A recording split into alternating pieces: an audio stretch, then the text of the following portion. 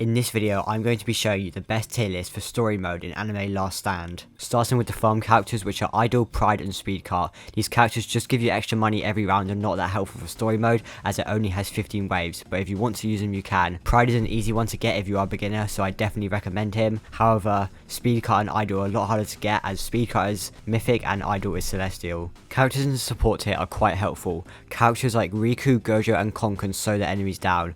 When you upgrade Gojo to upgrade 5 out of 8, he will stun enemies for a few seconds. However, these characters are much more helpful in the later waves of Infinite and are not needed for story mode. The characters in this tier are not that good for late game players, however they are good for beginners and I recommend them if you are a new player. The characters in this tier are bad and I don't recommend them if you are late game. However, they are still good for new players and if you have nothing else, you should still use them. Characters in this tier are decent for beginners but are still worse than late game characters.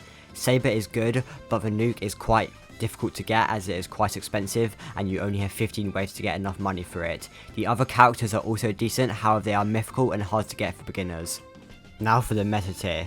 Starting off with Genos, he is cheap, you can place him at the start and he has good damage and range. Curse King is very good with a good trait. His DPS is very high and his Flame Arrow does a lot of damage, however he is quite difficult to get. Flame Alchemist is very good for air units as he deals high damage and you can place 4 of him. Suppressed Curse King, he is good for starters and he has decent damage and has decent range. He can also be evolved into Curse King, so you should definitely get him. Saitama and Guts both have high damage and are good for story, and are extremely good with traits like Overlord.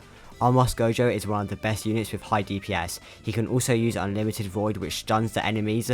Dark Captain is very good as you can place him at the start if you are in the group. He has small range but does high damage. Mesh is one of, if not the best units in the game. He is currently the only unit that is ultimate rarity. However, he is extremely good. He has high DPS, is hybrid, you can place 4 of him and he slows down enemies.